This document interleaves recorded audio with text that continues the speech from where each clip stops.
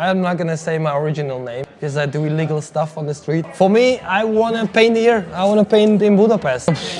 Like this. It's so weird that some guys from London, Camden. So actually, I'm not doing something that wrong. I've got a lot of different names.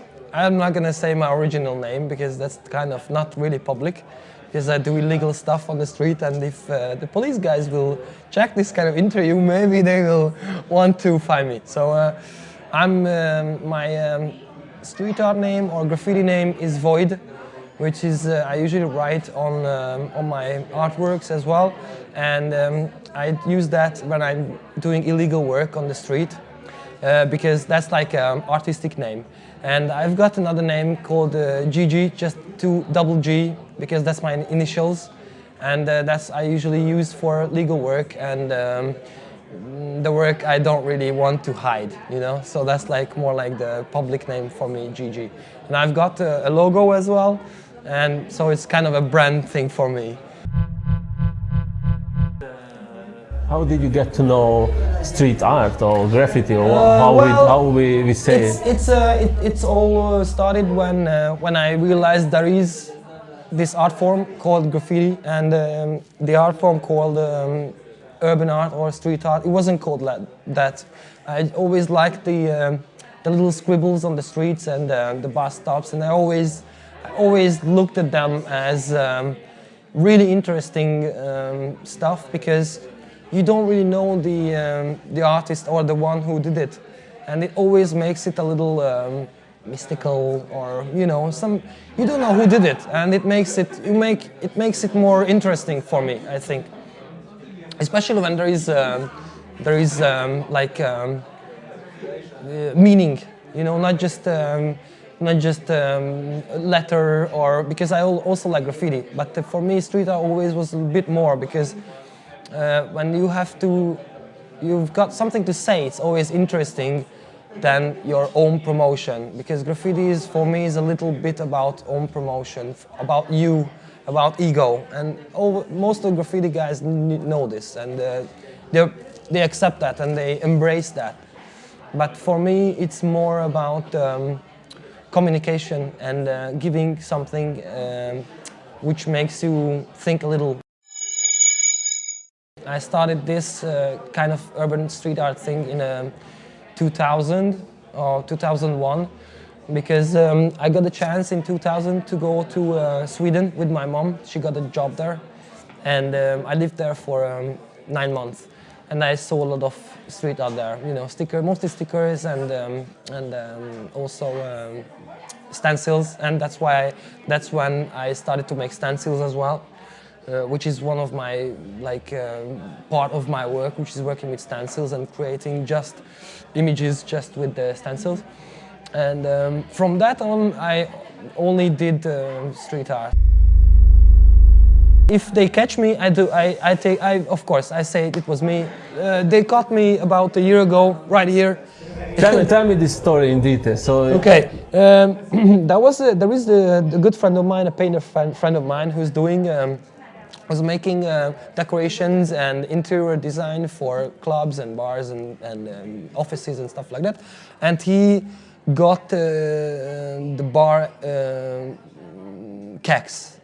It's on the corner in Modestir, and he worked on that, and he asked me if I can make a small graffiti on the electric box in front of the pub. It was like this big, like a meter big, and like, you know, just the normal electric box stuff.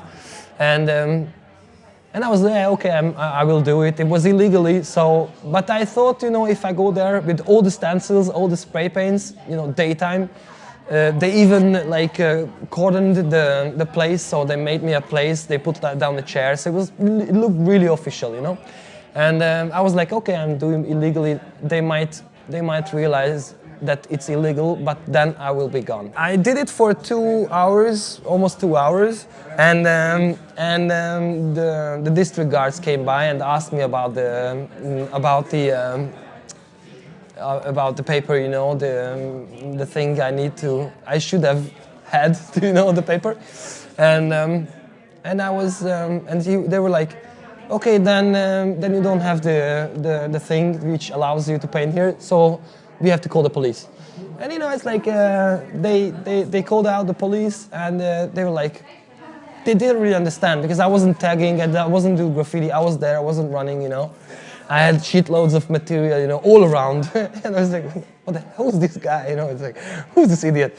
And they were like standing there for at least for an hour, didn't really know what to do, and finally they had to bring me in because when someone calls them, it's a case. From that on, from the phone call, it's a case. They have to act, you know, because when they put me in the car and they asked me, you know, why didn't you run, you know, and I was like, I'm too old for that, you know. I'm like, fuck that. I'm taking responsibility for my work because it's not tag, you know. I stand out for my stuff because I really hope that in 5 or 6 years, maybe 10 years, it's gonna be okay, you know, to do stuff like that. Because there are countries which works like that now. Street art is okay. Even daytime, you can go places which is actually not, you know, the inner place, not church, you know, like proper places you can put stencils or street art, and they can work. And police see, okay, street art, we leave him because it's not vandalism. They know that, and the police guys I think they kind of know that now, because when I was in the car, they asked me why I wasn't run and why I didn't left, and I was like, yeah, because they could have caught me, and I don't want to struggle, and I don't want to fight, I don't want to hit them and anything, and they told me that if they would have seen me, they would just let me do it. So it's now the police guys sometimes they are okay. Okay, so what happened? Did you get something? It's weird because there was a case, and I went in. You know, the police. There was a woman younger than me, like the detective girl was like a couple of years younger than me, and then she was looking at me like, oh, who the fuck is this guy? And she realized that who I was, you know, I was the street artist, I'm not a graffiti guy, and she was really nice, and she forwarded the case in a sense that I'm not a, you know, vandal, I'm an artist, and I got nothing. I've got the postponed case, which means if I don't do anything, they don't catch me. Then the case will run out, and I don't get anything. How long? I got it for a year, so I got half a year. Okay. I got half a year from that, and then. And you behave now? Then yeah, I do posters and stickers. I don't do sprays. I don't do spray can art. Budapest street art. It's really.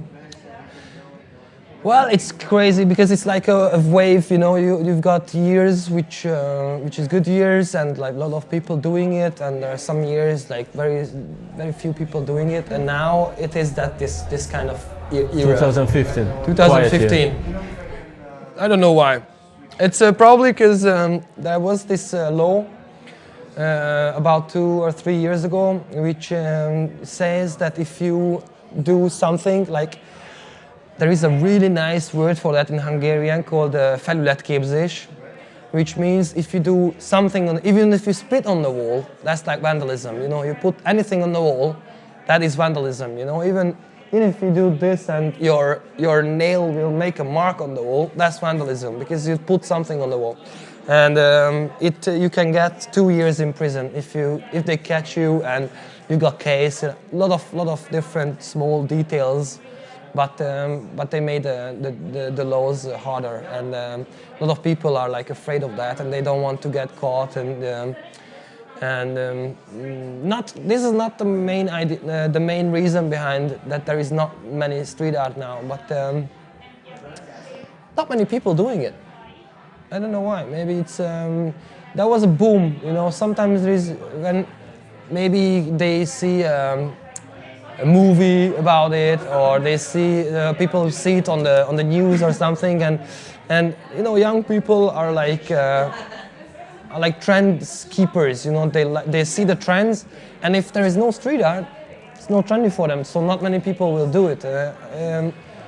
And now it's not many people doing it. I know about 10 people altogether who is really active. Maybe not 10, maybe 6 people who are really active. The street art, hub of Budapest, this area, the 7th district and King Street, and this area. Everywhere you go, you will see street art. Mostly small stickers, small tags or small writings. Like I was here, and of course not that simple ones, but you can see all around the city. But this place is like really, the buzz for them. You went to Sweden with your mom. Yes. How old were you that time? That was after érettségi, when I was 18. Yeah, almost a year later, so I was 19. And she got a job. She was working in a pharmaceutical company.